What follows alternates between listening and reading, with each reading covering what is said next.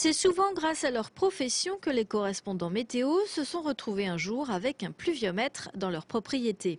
C'est le cas de René Forgeot qui fut le président d'un centre d'études techniques agricoles. Il relève tous les matins à 8 h et depuis plus de 40 ans le niveau des pluies tombées dans son jardin d'Orvilliers-Saint-Julien. Les techniciens qui venaient, ils nous disaient faut relever la pluviométrie, là, tout ça. Et donc j'ai été intéressé par ça et je l'ai fait.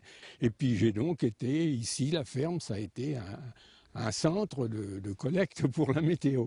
J'aime la nature et j'aime la météo quand même, ça fait partie, c'est une branche importante de la nature. Tous les jours, les correspondants relèvent les températures, mais surtout les données pluviométriques. 52 au mois d'août. 52 au mois d'août et 46 au mois de septembre.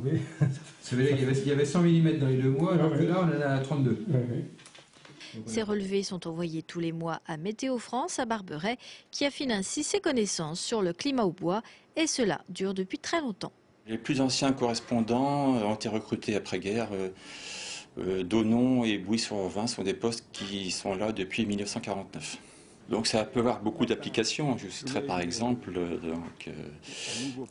la gestion en ressources de l'eau pour l'irrigation, l'élaboration des dossiers catastrophes naturelles, on pourrait dire l'étalonnage des images lames d'eau des radars. Ou bien encore des certificats d'intempéries.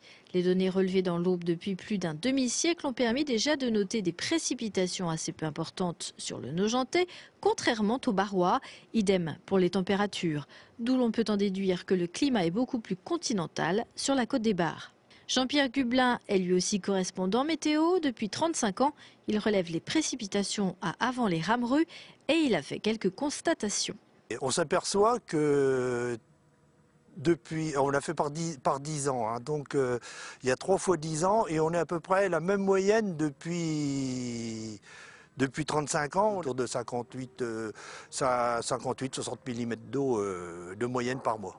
Si la moyenne des précipitations sur le département reste constante depuis des décennies, il n'en est pas de même pour les températures. Et c'est ce qu'ont permis de constater les relevés quotidiens des correspondants météo depuis tant d'années.